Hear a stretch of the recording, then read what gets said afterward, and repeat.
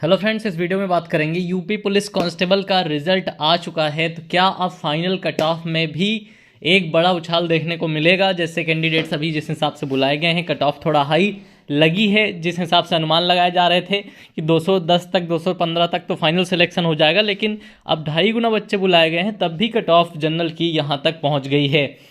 तो अब हम ये बात करने वाले हैं कि क्या कट ऑफ अब 10 नंबर तक और उठेगी फाइनल के लिए, और कितने बच्चे ऐसे हैं जो 200 के ऊपर ऑलरेडी हैं।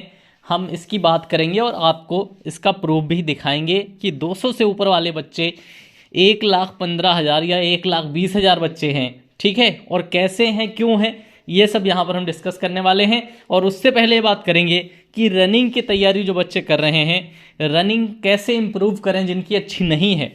हालांकि कोई बहुत कठिन रनिंग आपको नहीं है इस भर्ती में करनी, लेकिन जिनकी रनिंग की हैबिट नहीं होती उन्हें लगता है ये पहाड़ जैसा काम है, ठीक है। यूपीपी की रनिंग ऐसी है कि कोई सा भी बच्चा 25 साल की उम्र तक का कोई सा भी बच्चा अगर केवल 5 किलोमीटर दौड़ के देख लेता है, 4-5 दिन की मैं 5 किलोमीटर दौड़ जाता हूँ, समय कितना भी उसे लग रहा है, अगर वो केवल 5 किलोमीटर दौड़ लेता है अपनी सांस को बैलेंस करके, अपने पैरों की थकान को बैलेंस करके, तो उससे बड़ी आसानी से ये रनिंग निकल जाती है यूपी पुलिस की। क्योंकि वहाँ जब सबके साथ दौड़ते हैं तो अपने आप ही समय मैनेज हो जाता है। अब मैं आपको बताने वाला हूँ जिनकी रनिंग बहुत वीक है, 1 किलोमीटर दौड़ पाते हैं, ठीक है। आपको कुछ नहीं करना है, आपको आपकी रनिंग जो वहाँ निकालेगी वो आपका हौसला होगा, ठीक है।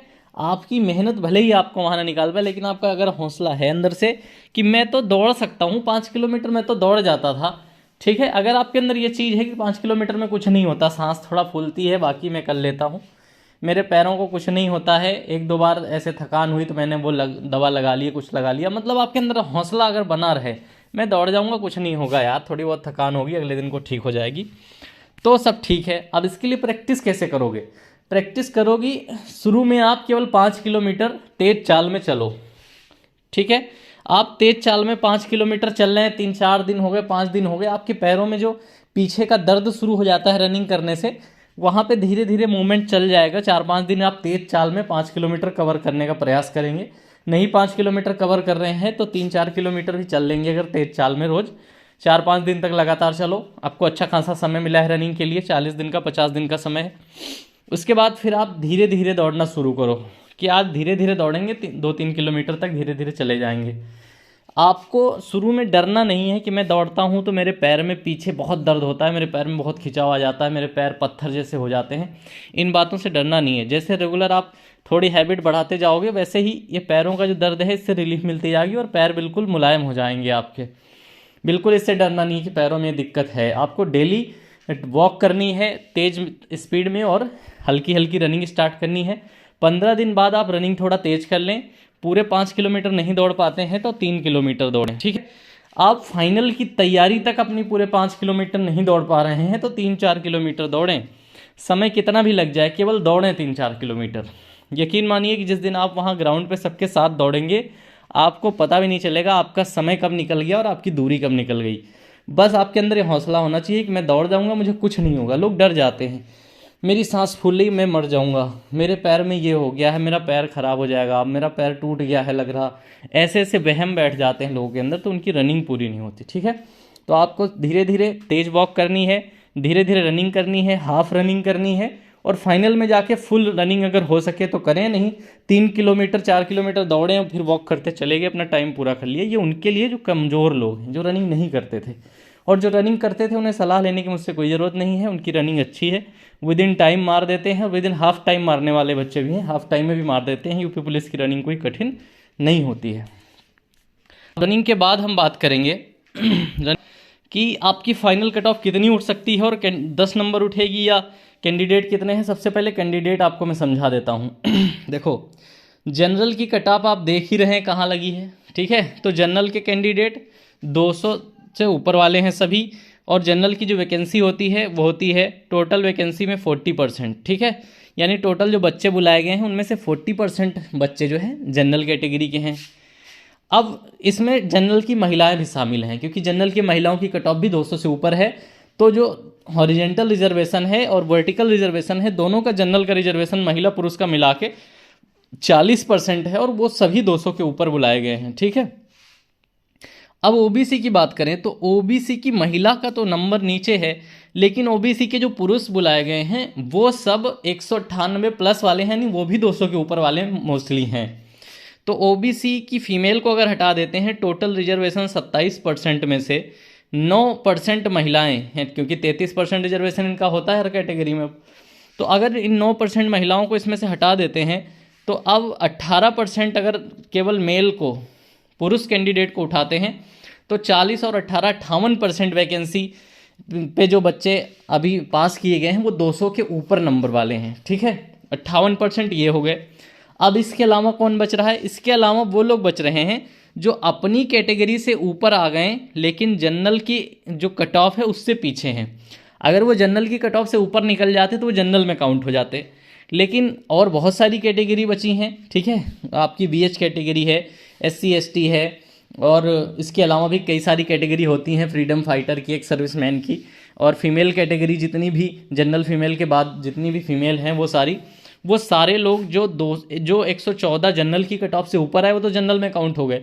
लेकिन जो जनरल की कट ऑफ से नीचे हैं लेकिन अपनी कैटेगरी में पास हैं, तो वो सारे 200 से ऊपर होने के बावजूद हमें पता नहीं चल रहे हैं। इस हिसाब से अगर मैं कहूँ तो 200 के ऊपर आने वालों का जो परसेंटेज है वो 65 से लेके 70% तक है। ठीक है, कलर बदल लेता हूँ यहाँ से। तो अगर हम बात करें तो ये 65% से लेके 70% तक बच्चे ऐसे बन जाएंगे जो 200 से ऊपर वाले बुलाए गए हैं। ठीक है, 200 के ऊपर बहुत सारे बच्चे हैं। और एक लॉजिकल बात यह है कि मोस्टली जो आपके बच्चे हैं वो 230 के आसपास, 230 से नीचे हैं। 230 से ऊपर गिना चुना कोई बच्चा है, सब 230 से नीचे और 200 से ऊपर हो गए। अब इतनी बात आप समझ गए। तो जब बच्चे 230 तक हैं तो आपको पता होगा कि जो सबसे ज़्यादा भीड़ होगी वो 200 नंबर से और 215 नंबर के बीच सबसे ज़्यादा भीड़ है। ठीक है, और जनरल की कट ऑफ जहाँ लगी है वहाँ से 6 से 7 नंबर और उठेगी। जनरल की कट ऑफ जहाँ से लगी है वहाँ से 6-7 नंबर और उठेगी और जनरल वहीं पर सेलेक्ट हो जाएगा। ओबीसी में बहुत मार्जिन बनाया है। ठीक है, जनरल ओबीसी में जो मार्जिन बनाया है ये फाइनल की कट ऑफ में जाके फिल हो जाएगा मार्जिन, और गैप बचेगा, जो नंबर का गैप बचेगा मोस्टली 8-9 नंबर का गैप बचता है। बात करें टोटल कैंडिडेट की तो टोटल कैंडिडेट हमारे हैं 1,74,000 जिन्हें बुलाया गया है। अब हम ये मान लेते हैं कि कुछ लोग बाउंड्री पर हैं, उन्हें पता है उनका सिलेक्शन नहीं होगा, तो वो किसी और चीज़ में लगे हुए हैं, किसी और तैयारी में लगे हुए हैं, कहीं सिलेक्शन हो गया है, या वो इस भर्ती को देखना नहीं चाहते हैं, वो बड़ी तैयारी करना चाह रहे हैं। इन सभी कारणों के चलते मैं मान लेता हूँ कि कुछ लोग रनिंग भी नहीं कर पाते हैं, रनिंग में बाहर हो जाते हैं।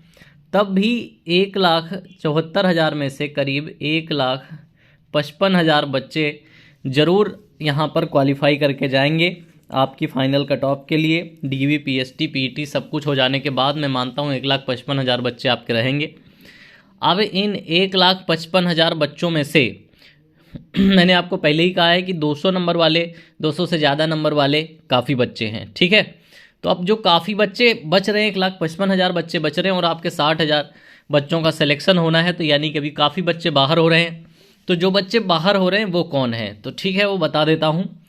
तो जनरल में जो भी बच्चे 218 तक हैं वो डाउट में हैं, और ओबीसी में जो भी बच्चे 205 तक हैं वो डाउट में हैं। लेकिन मैं ये बिल्कुल नहीं कहूँगा कि आप प्रैक्टिस ना करें, और डाउट मैं इसलिए बोल रहा हूँ क्योंकि मोस्टली जो बच्चा 200 के ऊपर है वो 200 से 215, 218 के बीच वाला है, इसलिए मैं ओबीसी और जनरल की कट ऑफ में ये गैप बता रहा हूँ। ठीक है, अब इसके आगे के देखते हैं। तो अगर बात करें जनरल फीमेल की तो जनरल फीमेल आपका 207 प्लस वाले सेफ़ होंगे, और ओबीसी फीमेल में आपके 194 प्लस वाले सेफ़ होंगे वो ओबीसी फीमेल में।